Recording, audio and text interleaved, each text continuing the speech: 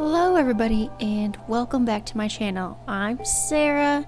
I'm so glad you're here, and here is the video that I hinted at in one of my most recent YouTube shorts. This is the long video. I have sped it up to 2 times the speeds because, well, it takes a while to make the blends of all the fiber. My board only holds so much fiber, and if I didn't speed it up by at least twice, we would be sitting here for about a good half to 40 minutes of an hour. So I also sped it up and I turned off the ambient sound so you won't hear the brushing, and that's because I usually am watching like YouTube videos mostly while I'm actually making all the blends and dyeing the fibers and spinning and everything. Also, if you hear any odd white noise or ambient sounds in the background, could be anything from the AC, my computer's hard drive, and I am running a load of dishes because dishwashers are life. So about today's fiber. The main fiber that I'm using for the main body of this blend is some superwash merino that I purchased from Knitting Color. I also am including some glow-in-the-dark synthetic fiber from Blue Barn Fibers, and all of my sparkle, or well, most of it.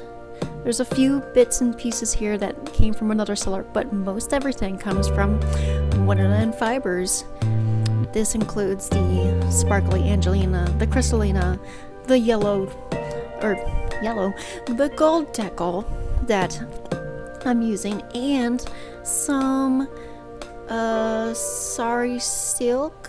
I forget. It's some silk. It's really soft that I'm blending in with everything together.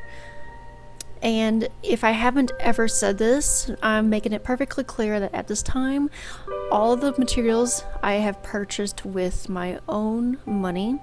Nothing has been given to me. There's none of these Etsy sellers have have said, here, take my fiber, take my stuff, and no, there's no paid promotion going on here at this time. Currently nothing is going on at that. I purchased everything basically.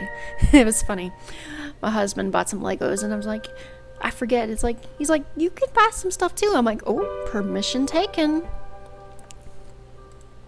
So with that permission, I just go right on over to Etsy and see what's in stock.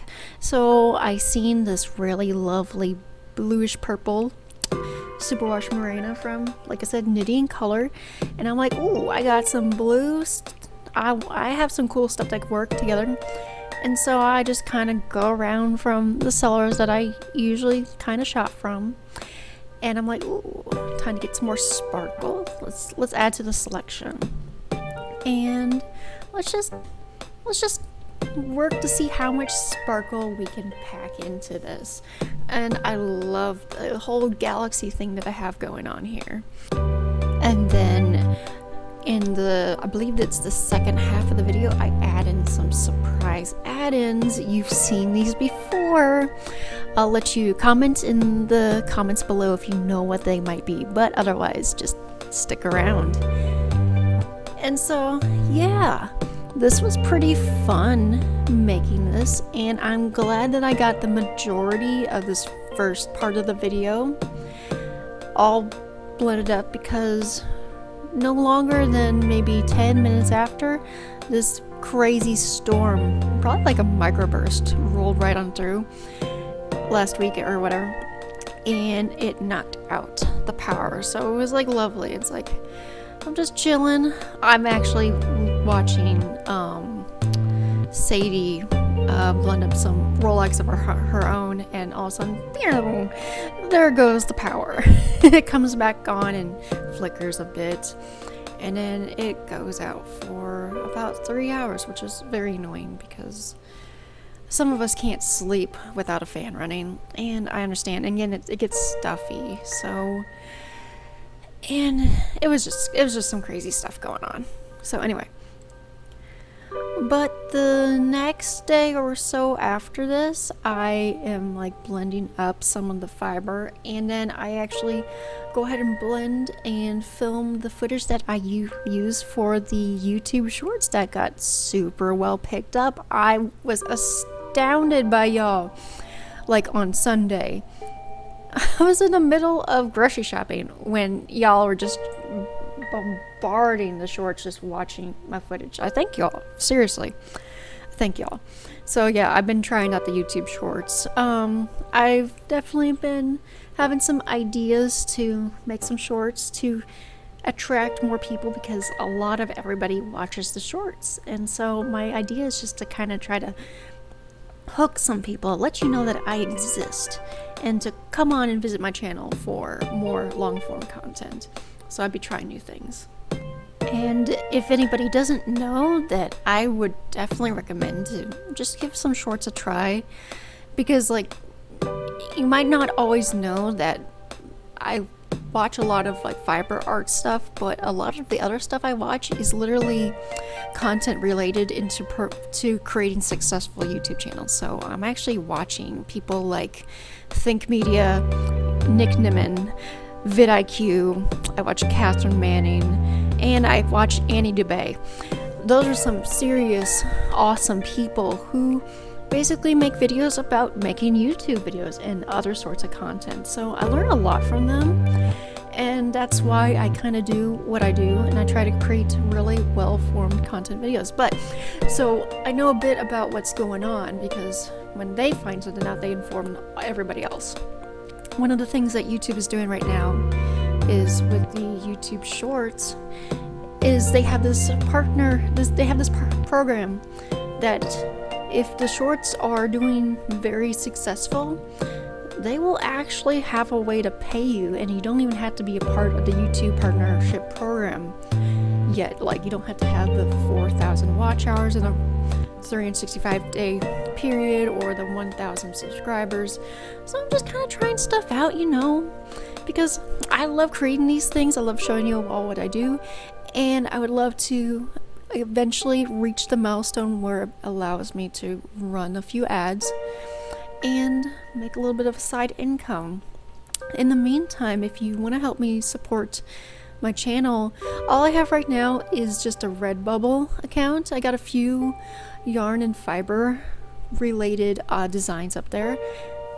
I actually have some ideas that I've come up with just today. It's amazing what you come up with when you're doing the same task in assembly just for a couple hours on end.